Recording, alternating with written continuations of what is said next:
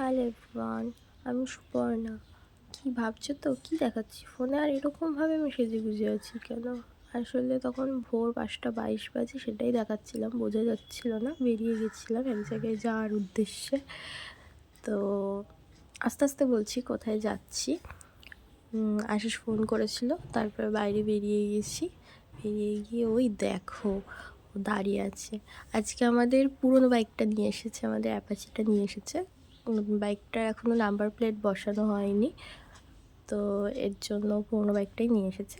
অনেকদিন পরে উঠলাম, ভালো লাগলো। যাই হোক, তারপর বেরিয়ে গেছি। ভোরবেলায় কি ঠান্ডা হাওয়া দিচ্ছিল, তখন তো খুব মজা লাগছিল। যাচ্ছিলাম তো হরিশার মার্কেটে গেছিলাম, যেটাকে খান্না মার্কেট, হরিশার মার্কেট বলে। ওখানে গেছিলাম কয়েকটা জিনিস কেনার জন্য, কিন্তু পছন্দ হয়নি। ওখান থেকে বাগবাজার, তারপরে ভূতনাথ, ওখান থেকে ঘুরিয়ে নিয়ে এসেছে।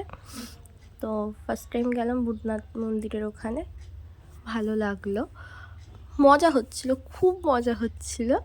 তারপর ভিডিও করে বাড়ি এসে ঘুমিয়ে, তারপরের থেকে আস্তে আস্তে আমার শরীরটা খারাপ হতে শুরু করেছে।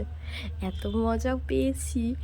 তারপরে রাত্রেবেলা সাজা, তো রাত্রেবেলা খুব শরীর খারাপ ছিল, খুব মারাত্মক। তো আমার ভিডিওটা ভালো লাগলে লাইক করে দিও, বাই।